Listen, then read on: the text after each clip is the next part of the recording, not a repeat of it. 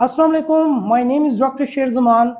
अगर आपको कमर से पाँव तक दर्द, जलन या सोजिश होती है तो ये वीडियो स्पेशली आपके लिए है। आज की इस वीडियो में मैं आपको वो आसान और सेफ एक्सरसाइजेस करके दिखाने वाला हूँ जिनको अगर आप चंद दिनों के लिए भी करते हैं तो आप कमर दर्द और शैटिक पेन को हमेशा के लिए ख़त्म कर सकते हैं। वीडियो को लास्ट तक लाजमी देखें क्योंकि इस वीडियो के अंदर मैं आपको एक्सरसाइजेस के साथ साथ ये भी बताने वाला हूँ कि इन एक्सरसाइजेस को सही तरीके से करना क्यों ज़रूरी है, ताकि जब एक बार ये कमर दर्द और शैटिक पेन ख़त्म हो जाए तो ये दोबारा आपकी ज़िंदगी में ना आ सके।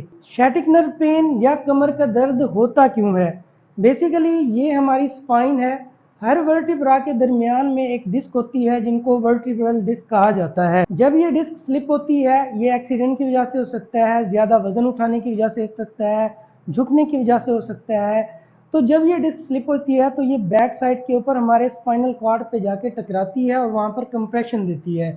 फर्ज करें कि ये दबाव जाके हमारी शैटिक नर्व के ऊपर पड़ता है तो शैटिक नर्व हमारे L4 S1 से पास आउट होती है और ये सीधा हमारे पाँव तक जाती है। तो पेन स्टार्ट होगा हमारी कमर से हमारे पाँव तक। इसको ट्रीट करने के लिए कुछ एक्सरसाइजेस परफॉर्म की जाती हैं। सबसे पहली एक्सरसाइज है ब्रिज एक्सरसाइज। इसमें अपने नी को दोनों को फोल्ड कर लेना है, हाथों की पोजीशन बिल्कुल स्ट्रेट होनी चाहिए और आपने हिप को ऊपर की तरफ मूव करना है और 3 सेकंड के लिए होल्ड करना है। 1 2 3। इस एक्सरसाइज के आपने 3 सेट करने हैं और हर सेट के अंदर 15 से 20 रेपिटेशन होना जरूरी है। इस एक्सरसाइज से हिप जॉइंट की फ्लेक्सिबिलिटी इंप्रूव होगी, रेंज ऑफ मोशन बेहतर होगी और हमारी जो लो बैक पेन है इसको भी रिलीफ मिलेगा। Exercise piriformis muscle stretch. Patient couch के ऊपर सीधा लेट जाना है। आपने एक नी को बेंड करना है। जिस लेग के अंदर पेन है इसको आपने इस तरीके से रख लेना है। फिर आपने अपने दोनों हाथों से दूसरे नी को पकड़ के अपनी चेस्ट की तरफ मूव करना है। इसको 30 सेकंड के लिए होल्ड करना है, उसके बाद रिलैक्स कर देना है। इस एक्सरसाइज को पेरिफॉर्मस मसल स्ट्रेच कहा जाता है। ये एक्सरसाइज बेसिकली हमारे पेरिफॉर्मस मसल्स और ग्लूटेस मैक्सिमस मसल्स को रिलीज करते हैं। शैटिक नर्व इन मसल्स से पास होती है।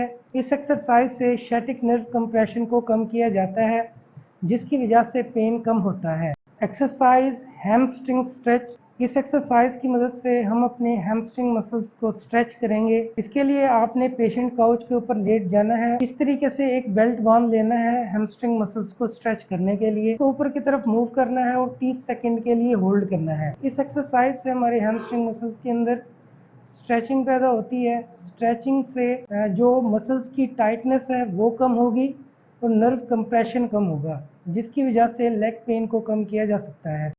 हील और काफ के मसल्स को स्ट्रेच प्रोवाइड करने के लिए आपको इस तरीके से एक लकड़ी का एक बॉक्स बनवा लेना है जिसका एंगल 45 डिग्री हो। ये एक्सरसाइज परफॉर्म इस तरीके से की जाती है कि आपकी ये जो फिंगर्स हैं इसको आपने ऊपर की तरफ रखना है और आपकी जो हील है वो नीचे की तरफ टच होनी चाहिए और आपने स्ट्रेट पोजीशन में खड़े होना है। इससे होगा क्या कि जब ये फिंगर्स ऊपर की तरफ डोर्सिफ्लेक्शन की तरफ मूव करेंगे तो यहाँ पर स्ट्रेच पैदा होगा और आपने ये एक्सरसाइज 10 से 15 मिनट करनी है और दिन में आप 3 बार करेंगे। इस एक्सरसाइज की वजह से काफ मसल का पेन खत्म होगा और हील का पेन खत्म होगा। हमारी जो नेक्स्ट एक्सरसाइज है उसका नाम है हिप एक्सटेंशन। हिप को एक्सटेंड किया जाता है, उसके लिए आपने एक चेयर के साथ सपोर्ट ले लेनी है और इसको एक्सटेंड करना है आगे की तरफ और पीछे की तरफ। 1 2 3। इस एक्सरसाइज के आपने 3 सेट करने हैं और हर सेट के अंदर 15 से 20 रेपिटेशन होना जरूरी है। एक्सटेंशन की वजह से आपकी जो मूवमेंट है और रेंज ऑफ मोशन है हिप जॉइंट की वो इंप्रूव होती है। हमारी जो अगली एक्सरसाइज है उसका नाम है स्टेप अप। हमारी ये फिंगर्स हैं ये ऊपर की तरफ होनी चाहिए ताकि ये जो काफ मसल्स हैं इनके ऊपर स्ट्रेच पैदा हो। इस एक्सरसाइज की वजह से हमारे काफ मसल्स के अंदर स्ट्रेच पैदा होता है और अगर काफ मसल्स के अंदर मसल एट्रॉफी हो चुकी है, मसल सिकुड़ चुके हैं तो उनको रिलीज करने के लिए, उस पेन को कम करने के लिए ये एक्सरसाइज परफॉर्म की जाती है। और स्टेप अप एक्सरसाइज आपने इस पोजीशन को होल्ड करना है और ऊपर की तरफ मूव करना है। 1 2 3। आपने 3 सेट करने हैं और हर सेट के अंदर 10 रेपिटेशन होनी चाहिए। उम्मीद करता हूं कि आपको ये वीडियो पसंद आई होगी। अगर आपको ये वीडियो पसंद आई है तो इस चैनल को लाइक करें, शेयर करें, सब्सक्राइब करें। अगर कोई भी क्वेश्चन हो तो आप कमेंट सेक्शन में हमसे पूछ सकते हैं।